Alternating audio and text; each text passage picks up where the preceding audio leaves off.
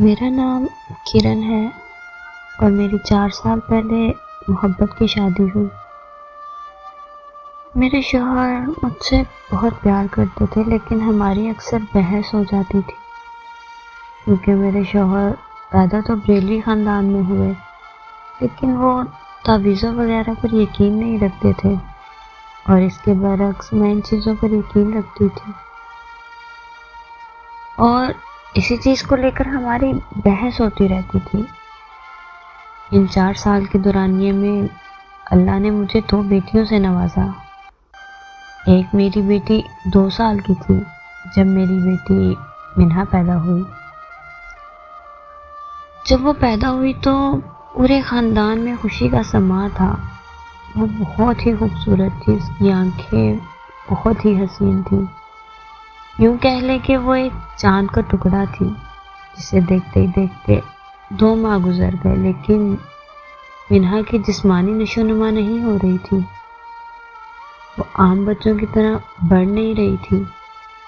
Doctors کو check کروایا تو ڈاکٹرز نے کہا اسے ڈاؤن سنڈروم ہے۔ مزید کہنے لگے کہ اس طرح کے بچے باقی بچوں کی نسبت کم گروتھ کرتے ہیں، ان کی گروتھ کافی آہستہ ہوتی ہے، کچھ سالوں میں ٹھیک ہو جائے گی۔ آج پوچھا تو کہنے لگے اس کا کوئی علاج ہی نہیں ہے۔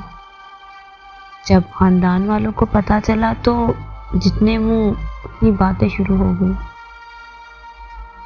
وہ سانس بہت تیزی سے لیتی تھی، سانس لیتے وقت بہت کانپتی تھی۔ کوئی کہتا اسے سوکڑا ہے تو کوئی کہتا اس پہ جنات کا سایہ، کوئی کچھ کہتا، کوئی کچھ کہتا، کوئی کیا مشورہ دیتا تو کوئی کیا مشورہ دیتا۔ کوئی کہتا اسے تعویذ بندھواؤ تو کوئی کہتا کہ اسے کسی دربار میں جا کر نہلا دو، کوئی کہتا اسے کدو پر دم کرواؤ تو کوئی کچھ۔ جب میں اپنے شوہر سے اس متعلق بات کرتی تو ہم دونوں کی بحث شروع ہو جاتی، اور وہ کہتے کہ تعویذ وغیرہ نہیں کروانا، یہ حرام ہے، شرک ہے۔ پھر ایک رشتہ دار نے بتایا کہ ہمارے گھر کے قریب ایک بہت جانے مانے بزرگ رہتے ہیں، وہ پانی پر دم کر کے دیتے ہیں تو بچی کو پلاؤ گی تو وہ ٹھیک ہو جائے گی۔ میں نے اپنے شوہر سے بات کی تو وہ راضی ہو گئے، کہنے لگے دم وغیرہ کروا سکتی ہو، اس میں کوئی مسئلہ نہیں ہے، لیکن میں تعویذ وغیرہ اپنی بیٹی کو ہرگز نہیں پہنانے دوں گا۔ اور میں نے ان بزرگ سے اس کا علاج کروانا شروع ہو گئی۔ ان کے دم کیے ہوئے پانی سے میری بچی کافی بہتر ہو گئی، آہستہ آہستہ بہتر اور مزید ہو رہی تھی۔ پھر ایک دن کسی عورت نے کہا کہ اس طرح کے بچے آہستہ آہستہ مزید کمزور ہوتے جاتے ہیں اور سوکڑے کی وجہ سے مر جاتے ہیں۔ عورتیں مجھے تعویذ پہنانے کے مشورے دیتی رہتی کہ اس بچی کہ ٹھیک ہو جائے گی، لیکن شوہر اس بات پر مجھ سے لڑائی شروع کر دیتے، وہ اس بات کے لیے رضامند نہیں ہوتے تھے۔ میں سارا دن یہی سوچتی رہتی کہ میری بڑی بیٹی بہت اچھی ہے، اس کی صحت بھی ٹھیک ہے، اپنی عمر کے بچوں سے بہت زیادہ ذہین ہے، لیکن میری چھوٹی بیٹی اس کے برعکس، سنو، ماں کے ہونے کے باوجود بھی 9 ماہ کی نہیں لگتی تھی، یوں لگتا تھا جیسے آج ہی پیدا ہوئی ہو۔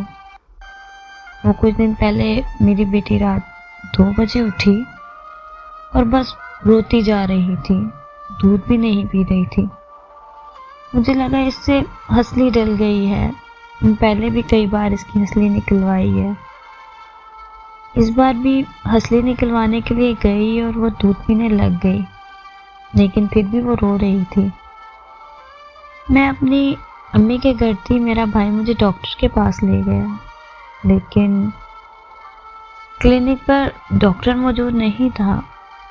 میں وہاں بیٹھ کر ڈاکٹر کا انتظار کر رہی تھی کہ ایک عورت میرے پاس آئی، مجھے کہنے لگی کہ آپ کی بیٹی بہت خوبصورت ہے، کتنی دیر کی ہو گئی ہے؟ میں نے اسے کہا کہ یہ 9 ماہ کی ہے، تو وہ بہت حیران ہوئی اور مجھے کہنے لگی کہ یہاں قریب میں ہی ایک عورت رہتی ہے، وہ بہت ساری جڑی بوٹیوں کو ملا کر ایک تیل بناتی ہے اور پھر اس تیل سے ایسے بچوں کی مالش کرتی ہے اور وہ دیکھتے ہی دیکھتے کچھ دنوں میں چلنے پھرنے کے قابل ہو جاتے ہیں۔ میں ڈاکٹر سے اٹھ کر اس عورت کے ساتھ اپنی بیٹی کے علاج کے لیے چلی گئی۔ اس نے میری بیٹی کو دیکھا اور کہنے لگی کہ 40 دنوں میں ٹھیک ہو جائے گی، بس آپ نے تیل سے مالش کروانی ہے۔ میں اس رات مالش کروائی اور اسے لے کر گھر آ گئی۔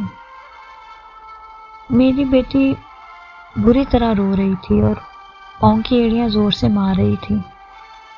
میرے شوہر کہنے لگے کہ اسے کیا مسئلہ ہے، پہلے تو اس طرح نہیں روتی تھی اور وہ بہت بری طرح رو رہی تھی۔ میں نے انہیں بتایا کہ میں ڈاکٹر کے پاس گئی تھی، وہاں ایک عورت ملی اور مجھے ایک مالش والی کے پاس لے گئی۔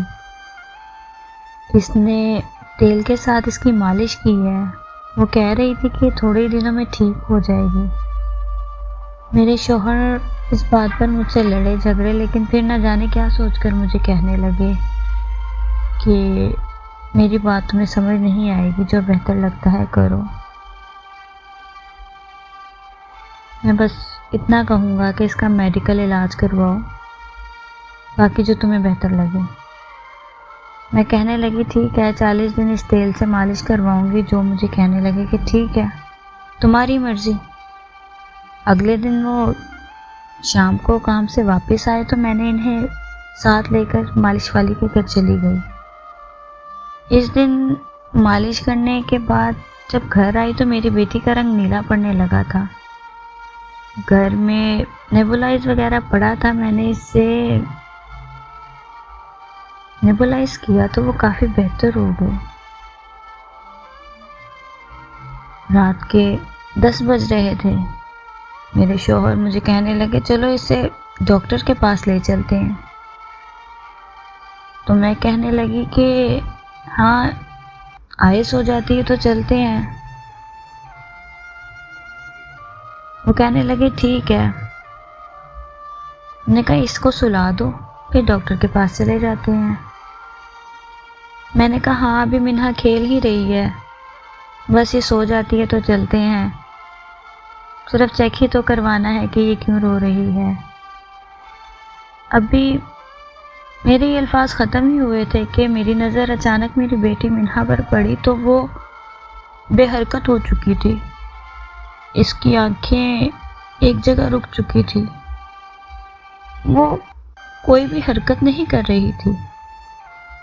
میں چیخی چلائی کہ میری بیٹی کو کیا ہو گیا ہے۔ ہم اسے لے کر ہاسپٹل بھاگے، میرے گھر سے صرف 2 منٹ کے فاصلے پر تھا۔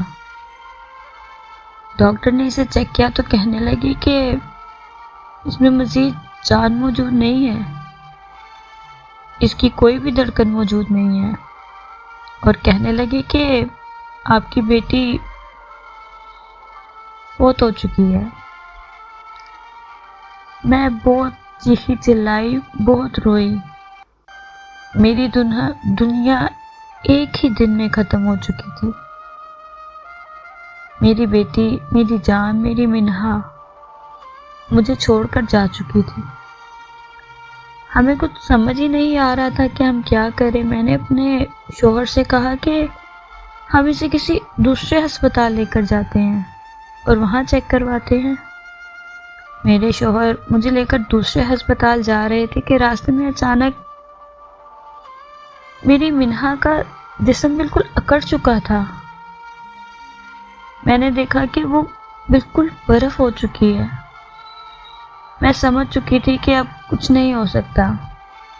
ہم دونوں بس روئے جا رہے تھے، اپنی باہوں میں اپنی منہا کو اٹھائے۔ ہم لوگ گھر آ گئے، کچھ ہی دیر میں سب رشتہ دار بھی اکٹھا ہو گئے۔ وہی رشتہ دار جو مجھے تب طرح طرح کے مشورے دیتے تھے، آج وہ لوگ جو مجھے کہہ رہے تھے کہ تمہیں اس مالش والی کے پاس لے کر نہیں جانا چاہیے تھا، آج لوگوں کی باتیں سن کر میں اس مقام پر پہنچی تھی کہ میری بیٹی مجھے ہمیشہ کے لیے چھوڑ کر جا چکی تھی، اور آخر میں لوگوں سے بس اتنا ہی کہا کہ اللہ کا حکم ہے، صبر کرو۔ اب میرے دل میں صرف یہی بات ہے کہ میری بچی میری وجہ سے فوت ہو گئی۔ کاش میں اپنے شوہر کی بات مان لیتی، اسے مالش والی کے پاس نہ لے کر جاتی، شاید آج میری بیٹی زندہ ہوتی۔ لیکن میرے شوہر مجھے سمجھاتے ہیں کہ خدا نے جتنی زندگی لکھی ہوتی ہے اتنی زندگی انسان جیتا ہے، جو رات قبر میں ہے وہ قبر سے باہر نہیں ہو سکتی، جو رات قبر میں ہے وہ قبر سے باہر نہیں ہو سکتی۔ خود کو میں بہت کوستی ہوں کہ کاش میں لوگوں کی باتوں میں نہ آتی، اور آج میری بیٹی، بس تمام میرے جیسی عورتوں کو یہی کہنا چاہوں گی کہ کبھی بھی لوگوں کی باتوں میں آ کر فیصلہ نہ لیں، کیونکہ اکثر لوگوں کے مشورے غلط ہوتے ہیں۔ جو غلطی میں نے کی خدا را آپ نہ کریں۔ آخر میں بس اتنا ہی کہوں گی کہ میرے لیے دعا کریں کہ مجھے صبر آ جائے۔ شکریہ۔